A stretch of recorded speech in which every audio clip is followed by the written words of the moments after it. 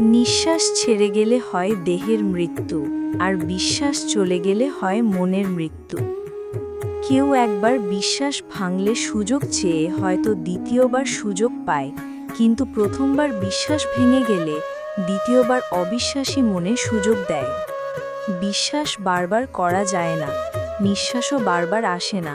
এই দুটো জিনিস জীবনের জন্য ভীষণ প্রয়োজন। মৃত্যুই মানুষের জন্মের কারণ। অমর হইলে জন্ম শব্দটা আসত না। যারা স্বার্থকে সবকিছুর ঊর্ধ্বে রাখে, তারা সবকিছু পাবার পরেও জন্মদাতা ও জন্মদাত্রীর জন্ম দেয়াকে প্রত্যক্ষ অথবা পরোক্ষভাবে অস্বীকার করে থাকে। এ যেন বাস্তবতার এক নির্মম কাহিনী, যা সমুদ্রের গভীরতার মতোই একটু বেশি গভীর।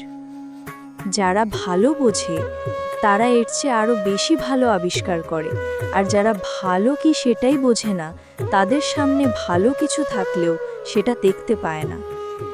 মহাপুরুষ তিনি, যিনি তার ভিতরের 6টি রিপু কাম, ক্রোধ, লোভ, মোহ, মদ ও মাদককে দমন করতে পারেন।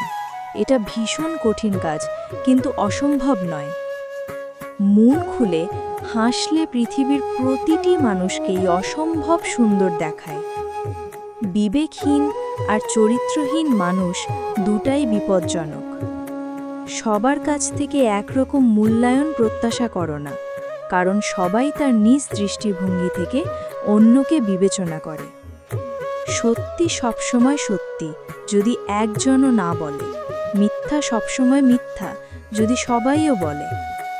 সত্যি সবসময় বাস্তবতার পরিপূরক।